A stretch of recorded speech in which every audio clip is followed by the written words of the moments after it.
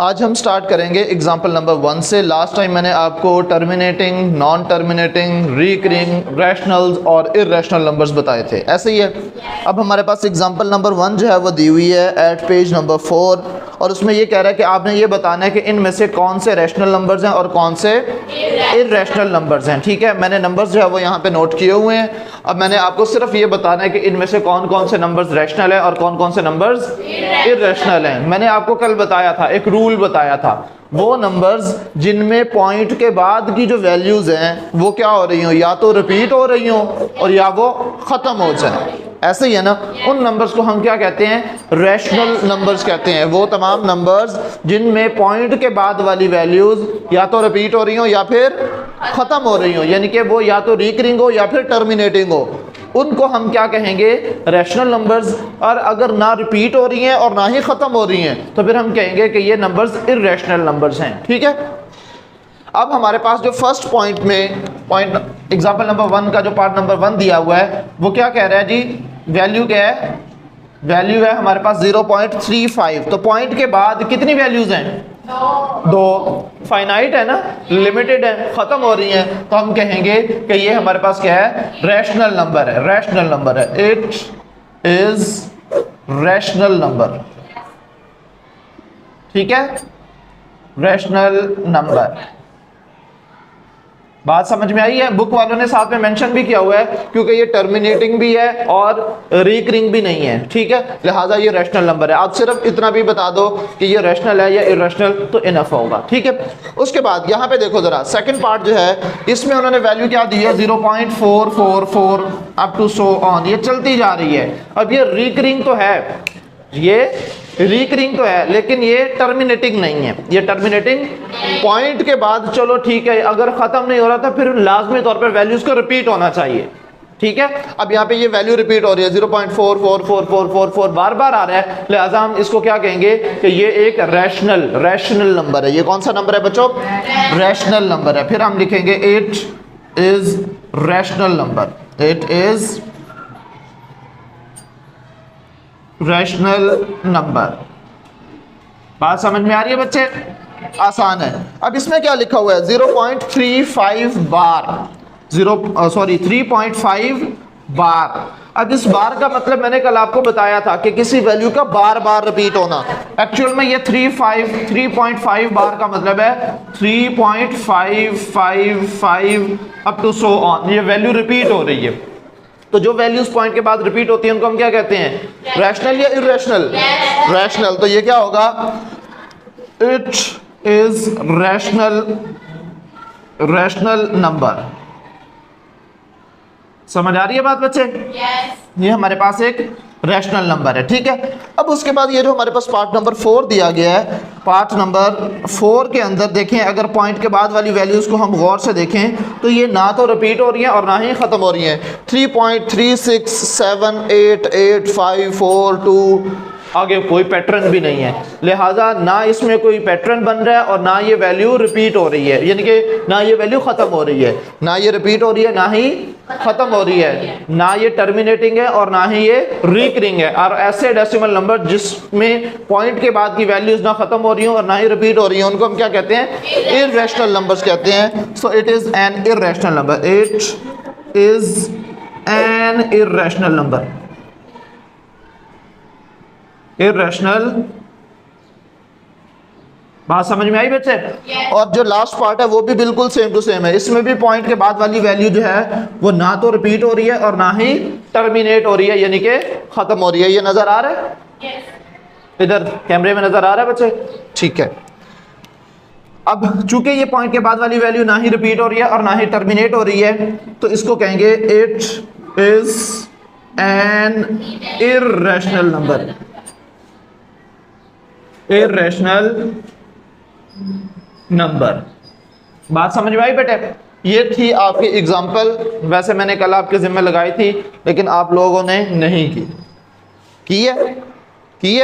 अगर की है तो अच्छी बात है, नहीं की तो मैंने खुद करवा दी है। ठीक है, अब हम चलेंगे एक्सरसाइज पर। ठीक है, एक्सरसाइज का पहला क्वेश्चन, जितनी का हमने अभी तक थ्योरी पढ़ ली है, मेरा तरीका वारदात समझ लें, मेरा समझाने का जो तरीका है वो यही है, मैं जो टॉपिक बच्चे समझाऊंगा उस टॉपिक से रेलेवेंट पहले क्वेश्चंस करवाऊंगा, सारा पढ़ा के फिर एक्सरसाइज पे नहीं जाऊंगा, ठीक है ना। पहले जो टॉपिक मैंने एक कंप्लीट किया है उससे रेलेवेंट जितने क्वेश्चंस होंगे वो करवाऊंगा, ताकि आपकी अंडरस्टैंडिंग बेहतर हो, ठीक है ना, ज़्यादा अच्छा समझ आए। जो टॉपिक पढ़ लिया उसके क्वेश्चंस करेंगे, फिर अगला टॉपिक पढ़ेंगे, फिर उसके क्वेश्चंस करेंगे, फिर अगला टॉपिक पढ़ेंगे, फिर उसके क्वेश्चंस करेंगे। समझ आ रही है बच्चे? तो अभी जो है वो हमारे पास एक्सरसाइज का क्वेश्चन नंबर 1 जो है वो सेम इसी एग्जांपल से रिलेटेड है, जिसके मुतालिक बेसिक कॉन्सेप्ट हम कल सीख चुके हैं, कुछ आज जो है वो एग्जांपल से मजीद क्लियर हो गए हैं। अब पहला जो हमारे पास क्वेश्चन है वो ये, identify each of the following as rational और इररेशनल नंबर्स। आपने ये बताना है कि इनमें से कौन सा नंबर रैशनल है और कौन सा नंबर इररेशनल है। बात समझ में आई है बच्चे? तो अब यहाँ पे हम देखते हैं कि रैशनल और इररेशनल नंबर्स। पार्ट नंबर 1 जरा देखें क्या लिखा हुआ है। पार्ट नंबर 1 बताइएगा बेटे। पार्ट 1 विच इज, क्या वैल्यू दी हुई है? 2.353535 2.353535, ठीक है। अब इसमें दोनों सूरतें जो है वो अप्लाई हो रही हैं। अब इसमें ये नहीं कहा उन्होंने अप टू सो ऑन, जब अप टू सो ऑन नहीं लगा हुआ इसका मतलब ये है कि ये वैल्यू खत्म हो गई है, ठीक है। और अगर ये बिल्कुल खत्म ना भी होती है, टर्मिनेटिंग वैल्यू ना भी होती, लेकिन ये रिपीटेड जो है ना 2.353535 फ्रीक्वेंटली रिपीट हो रही है, तो एटलीस्ट ये रिकरिंग तो है ना। चूंकि पॉइंट के बाद वाली वैल्यू जो है ये क्या हो रही है? रिपीट हो रही है, लिहाजा हम इसको क्या कहेंगे कि ये एक रैशनल नंबर है। ये क्या एक रैशनल नंबर है? It is a rational number, rational number. समझ आ रही है बच्चे बात? ठीक है। अब उसके बाद 0.6 दिया हुआ है बार, ये बिल्कुल ऐसा ही है, 0 जैसे 3.5 बार था तो इसमें 3.5555 था, तो यहाँ पे 0.66666 होगा। तो ये भी हमारे पास चूंकि पॉइंट के बाद वाली वैल्यू रिपीट हो रही है, लिहाजा क्या कहेंगे कि ये एक रैशनल नंबर है, ठीक है बच्चे। उसके बाद देखें जरा 2.236067 अप टू सो ऑन। अब ये ख़त्म नहीं हो रही और इस वैल्यू में कोई पैटर्न भी नहीं आ रहा, तो लिहाजा इसको हम कहेंगे कि ये एक इररेशनल नंबर है। पार्ट नंबर 3 लिखो बच्चे। पार्ट नंबर 3 क्या कह रहा है? Part number 3 2.236067 up to so on, ठीक है। अब इसमें वैल्यू की कोई रिपीटेशन नहीं है और टर्मिनेट भी नहीं हो रही है वैल्यू, लिहाजा इसको हम क्या कहेंगे कि ये एक इररेशनल नंबर है। पॉइंट के बाद वाली वैल्यू ना रिपीट हो रही है ना ही टर्मिनेट हो रही है। इट इज एन इररेशनल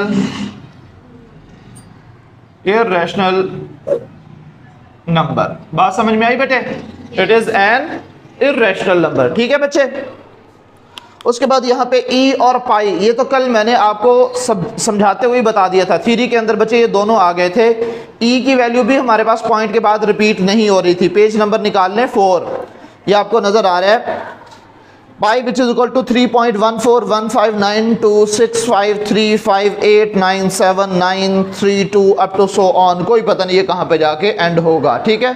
तो इसमें भी पॉइंट के बाद वैल्यू खत्म नहीं हो रही, लिहाजा ये एक इररेशनल नंबर होगा। इसी तरह ई जो है इसमें भी 2.7182818459 अप टू सो ऑन, इसमें भी वैल्यू रिपीट नहीं हो रही, तो ये भी क्या है? एक इररेशनल नंबर है। पार्ट नंबर 5 और पार्ट नंबर 6 तो ये सेम टू सेम हो गए।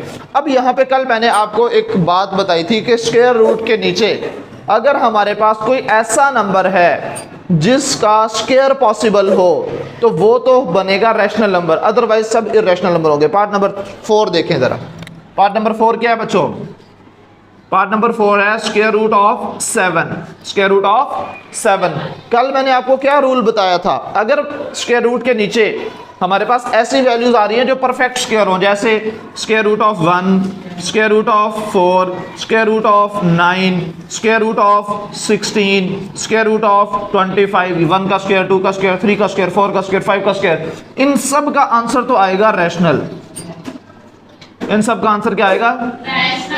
रैशनल नंबर, ठीक है। और अगर स्क्वायर रूट के अंडर कोई ऐसी वैल्यू आ रही है जो किसी भी नंबर का परफेक्ट स्क्वायर नहीं है, तो उसका आंसर क्या होगा? Irrational. Let me give you a proof. बिलफर्ज मैं आपको इसकी वैल्यू निकाल के दिखाता हूँ।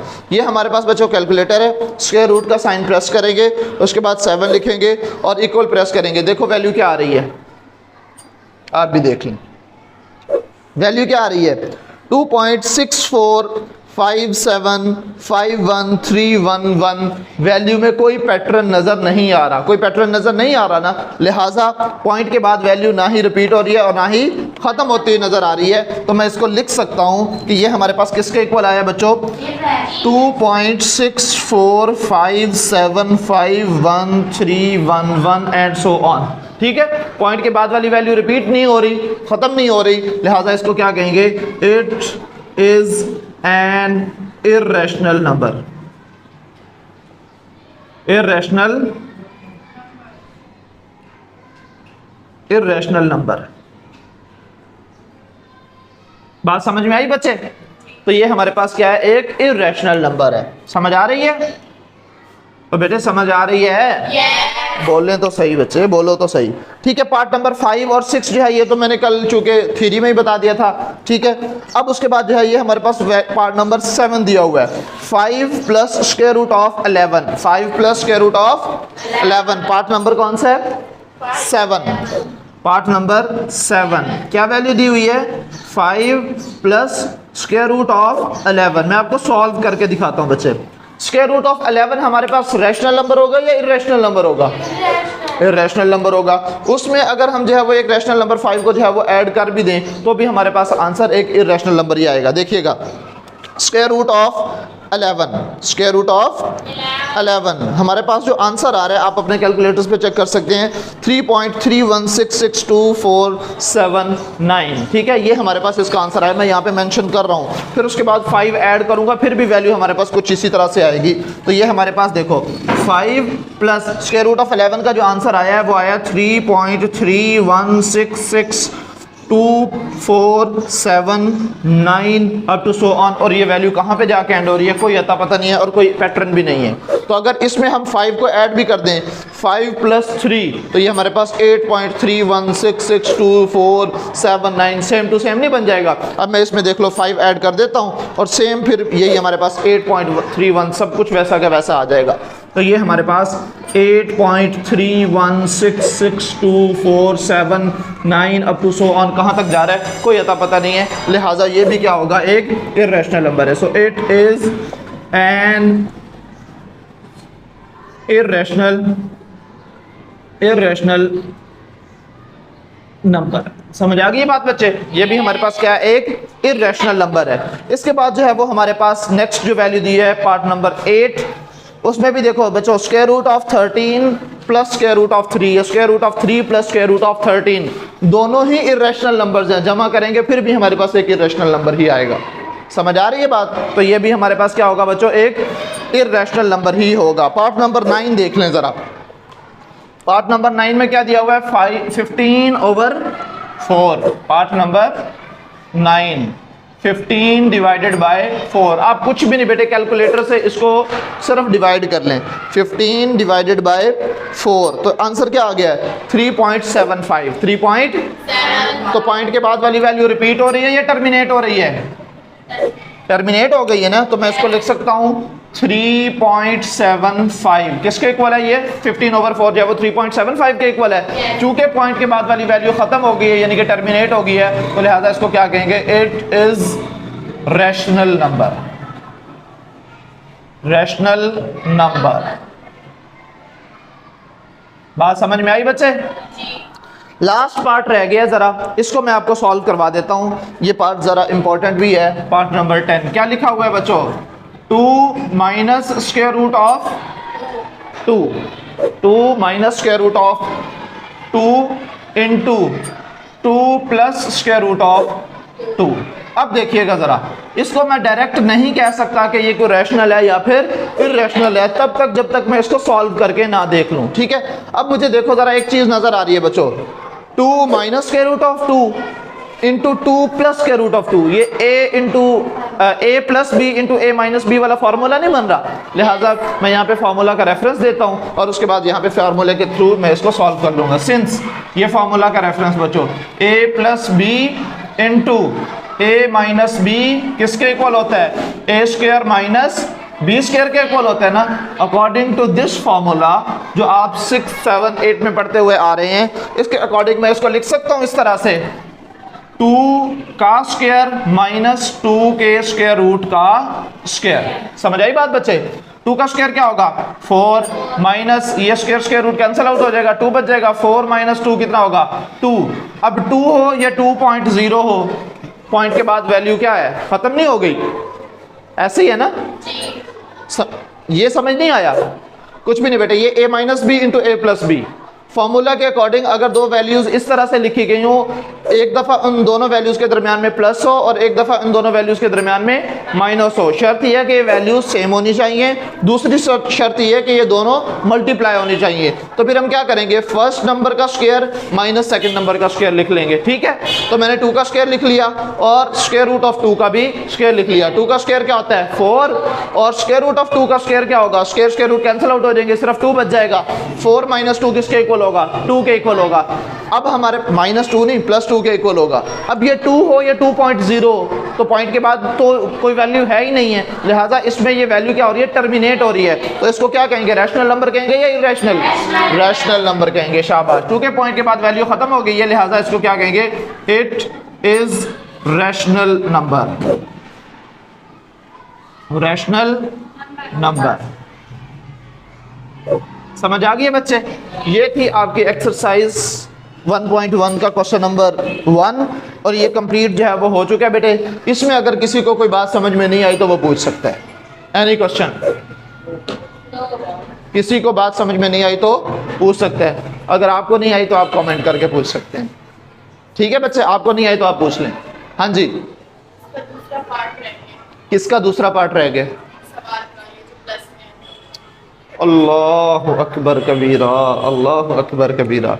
मैंने अभी, आप ये समझ रहे हो बस मैंने फर्स्ट का स्क्वायर बना लिया, ये फार्मूला को फिर आपने क्या समझा?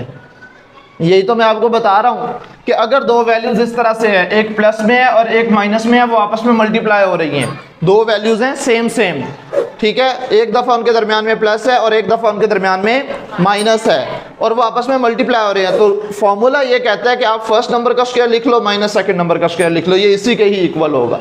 तो मैंने क्या किया? 2 minus square root of 2 into 2 plus square root of 2, first का स्क्वायर माइनस सेकंड का स्क्वायर, स्क्वायर रूट कैंसिल किया, सिंप्लीफाई किया, आंसर आ गया।